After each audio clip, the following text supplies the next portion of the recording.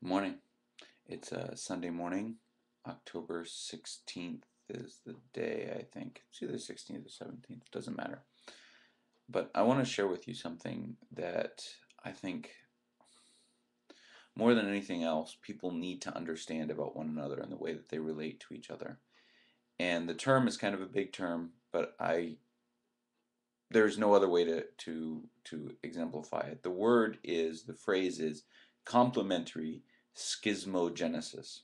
Now, this is a sociological term, but it's used to also describe uh, confusion when people are talking and misunderstanding enters the situation. Let me try to illustrate it for you.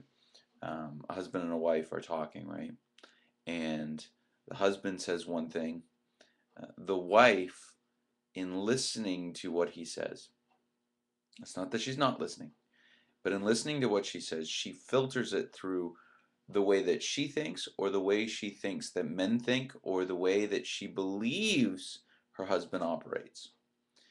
She responds not to what he said, but to what she believes he means by what he said. He then hears what she says. By the way, this doesn't matter who starts this. It's not a man thing or a woman thing. But he hears what she says.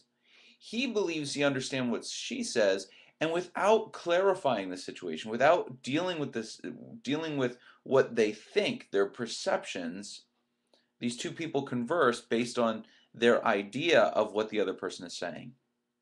Now, this is fine if you have an open conversation already. You've already gotten to know the way that you think, you know the right way to ask questions to clarify what the other person is thinking. But it is not okay if you don't understand those things. Let me try to pick up an example for you. A husband sends his wife to the store, and he tells her, pick up the meat for tonight. They're having friends over. Pick up the meat for tonight.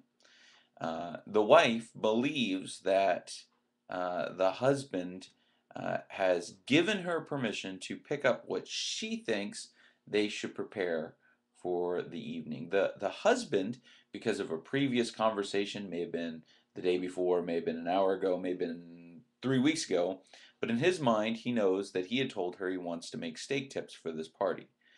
She believes that he is giving her permission to make the menu, um, and she's a little frustrated because she thought that he was planning on cooking steak tips, but now he's told her to go get something, and so she goes to the store. She's upset. She picks up what she thinks he wants. She picks up maybe some grilled chicken or something. She gets back. He says, "What's this?" She says, "The meat for tonight." He says, "This isn't what I sent you to the store for."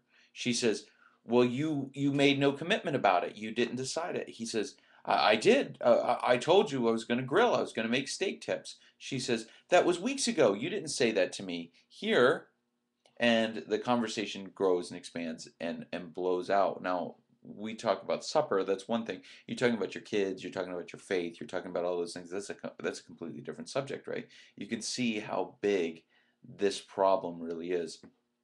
I have a friend who's a divorce attorney, and he will tell you that, or was a divorce attorney, he will tell you that the number one cause of separation and divorce is communication. People don't communicate, and communication is not about talking. Communication is about being able to understand, asking good questions. Now, let's take our husband and wife in this situation. Let's go all the way back to the beginning. He says to her, "Go to the store and get the meat for tonight." And in her mind, she says, he has given up. He's not obviously not doing the steak tip thing. I need to figure out what he wants to do. And she gets frustrated. At that moment, what could she do differently? What could he have done differently? He could have circumvented the entire situation by simply speaking, taking a moment and speaking a little more clearly, and saying to his wife, uh, "Hey, can you run to the store for meat for tonight? Last week we talked about doing steak tips. I I'm going to grill the steak tips." He's very definitive. He says it.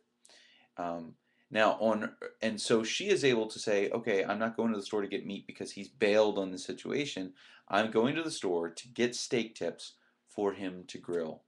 It totally changes the situation, it changes the scenario of the conversation. He has taken one step, he's made one sentence or two sentences, it's cost him all of 3 seconds of his precious time, and he has been able to shortcut a major issue. He's been able to end that complementary schismogenesis before it begins. Now, if you're in a complementary schismogenesis situation and you're already disagreeing, then one or both of you has to know to stop the process. Now, this is hard to do. She comes home and she's got chicken. He's looking for steak tips. The fight starts to break out. They're starting to argue. One of them, and in this case I'm going to use her, needs to stop and breathe and say, clearly I misunderstood at the very beginning of this situation. And then get back into the situation the right way. There's a wrong way to discover that you made a mistake, and there's a flaw in the conversation. There's complementary schismogenesis, and there's a right way to do it. Now they change. There's no standard, but maybe she could say something along the lines of, okay, I think there's been a breakdown here. Let me make sure that I understand what you meant because I misunderstood. And you say, well, that's admitting guilt. It's not admitting guilt. It's saying, I misunderstood. There's no blame here. I clearly misunderstood what you were saying. You misunderstood what I needed to hear. There's no blame. There's no guilt. It's just, okay, we need to evaluate the situation. And she says, I thought that when you sent me down to the store for meat, I had mistakenly believed, I had misinterpreted what you said. I wouldn't say mistakenly believed, but I had misinterpreted what you said to mean that you were not going to cook tonight. But I see now that that's not what you meant. Now he might be combative. Well, of course that's not what I meant. I told you a week ago. In which case, she needs to say, well, do I usually understand? Do I usually remember all this stuff? I mean, is this usually the way that we deal with things? I would appreciate it in the future, and I understand the issue, but I would appreciate it in the future if you would, let's make sure that we're clear when we're talking. And then hopefully, prayerfully, he would say something along the line of, and he might not say right away, but somewhere along the line he might say, okay, all right, I see what happened. I will try to be more clear. Now, this situation, we laugh about it because it's about steak tips, but this happens all the time. I thought you signed her report card. I didn't sign her report card. I didn't even see her report card. Oh, I thought you were taking the car to get an oil change. Why would I take the car to get an oil change? This stuff happens all the time in all kinds of relationships.